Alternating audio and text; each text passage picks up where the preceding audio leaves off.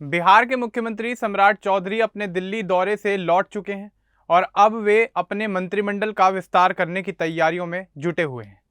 यह विस्तार आने वाले एक सप्ताह में या मई की शुरुआत में हो सकता है। सम्राट चौधरी ने दिल्ली में प्रधानमंत्री नरेंद्र मोदी, बीजेपी अध्यक्ष नितिन नवीन और कई बड़े नेताओं से मुलाकात की। वहां मंत्रिमंडल विस्तार और नए चेहरों पर चर्चा हुई। बिहार में जाति और क्षेत्र का संतुलन बनाते हुए दलित, पिछड़ा, अति पिछड़ा और सवर्ण नेताओं को जगह दी जाएगी। भोजपुर, बक्सर, कैमूर, रोहतास जैसे क्षेत्रों जहां बीजेपी ने 2025 के विधानसभा चुनाव में शानदार प्रदर्शन किया, उन जगहों के विधायकों पर खास ध्यान रहेगा। कई पुराने मंत्रियों की जगह नए चेहरों को मौका मिल सकता है। तो चलिए आगे बढ़ते हैं और आपको विस्तार से बताते हैं कि आखिर क्या है ये पूरा मामला। दरअसल बिहार की राजनीति में एक बड़ा बदलाव हुआ है। अप्रैल 2026 में नीतीश कुमार ने मुख्यमंत्री पद से इस्तीफा दे दिया। इसके बाद सम्राट चौधरी बिहार में बीजेपी से पहले मुख्यमंत्री बने। 15 अप्रैल 2026 को उन्होंने मुख्यमंत्री पद की शपथ ली। उनके साथ 2 उप मुख्यमंत्री भी शपथ ले चुके हैं। फिलहाल सरकार छोटी है और सम्राट चौधरी खुद कई विभाग संभाल रहे हैं। अब मंत्रिमंडल को पूरा करने का समय आ गया है। सम्राट चौधरी 21 अप्रैल 2026 को दिल्ली गए थे। वहां उन्होंने प्रधानमंत्री नरेंद्र मोदी से मुलाकात की।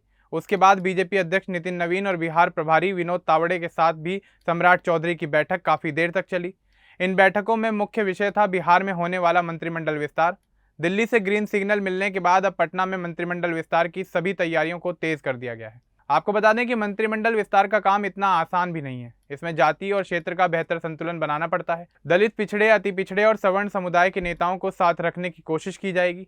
साथ ही मगध, शाहाबाद, अंगिका, बज्जिका, मिथिला और सीमांचल जैसे क्षेत्रों के बीच भी बराबरी का ध्यान रखा जाएगा।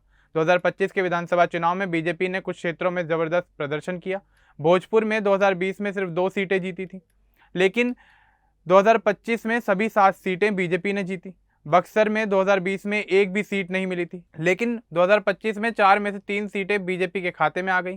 कैमूर में 4 सीटें और रोहतास में 7 सीटें बीजेपी के खाते में आई। अरवल, जहानाबाद, औरंगाबाद और नवादा जैसे इलाकों में भी बीजेपी ने अच्छी जीत हासिल की। इन क्षेत्रों के विधायकों को मंत्रिमंडल में जगह मिलने की अच्छी संभावनाएं जताई जा रही हैं। सम्राट चौधरी 24 अप्रैल 2026 को विधानसभा में बहुमत साबित करेंगे, लेकिन पूरा मंत्रिमंडल विस्तार शायद मई की शुरुआत में होगा। वजह यह है कि पश्चिम बंगाल समेत कुछ राज्यों के चुनाव चल रहे हैं और संगठनात्मक काम भी हैं। बीजेपी और जेडीयू दोनों में नए चेहरों को मौका मिलेगा। इससे कई पुराने मंत्रियों को बाहर होना पड़ सकता है। सूत्रों के अनुसार 30 से 40% पुराने चेहरों की जगह नए लोगों को जगह दी जाएगी। 2025 चुनाव के बाद बनी सरकार में कुछ मंत्रियों को परफॉर्म करने का पूरा समय नहीं मिला था, इसलिए उन्हें फिर से मौका मिल सकता है। नए नामों की चर्चा में संजीव चौरसिया, रजनीश कुमार, रत्नेश कुशवाहा, राजेंद्र गुप्ता, मनोज शर्मा और मिथिलेश तिवारी जैसे नाम शामिल हैं। विजय कुमार सिन्हा, मंगल पांडे और दिलीप जायसवाल को महत्वपूर्ण विभाग मिल सकते हैं। महिलाओं में संगीता कुमारी या अनामिका पटेल जैसे नाम चौंकाने वाले हो सकते हैं। दिल्ली से लौटने के बाद सम्राट चौधरी ने पूर्व मुख्यमंत्री नीतीश कुमार से मुलाकात की। जेडीयू नेता ललन सिंह के साथ भी सम्राट चौधरी ने बैठक की। इन बैठकों में नए मंत्रियों के नामों पर बातचीत हुई। पिछली सरकार के संतुलन को ध्यान में रखते हुए बीजेपी, जेडीयू, एलजेपीआर, हम और आरएलएम के बीच पदों का बंटवारा लगभग तय माना जा रहा है। बीजेपी सूत्र बताते हैं कि मंत्रिमंडल में ज्यादातर चेहरे 2025 चुनाव वाले होंगे, लेकिन कुछ सरप्राइज भी हो सकते हैं। युवा नेताओं को तरजीह दी जाएगी ताकि अगली पीढ़ी तैयार हो सके।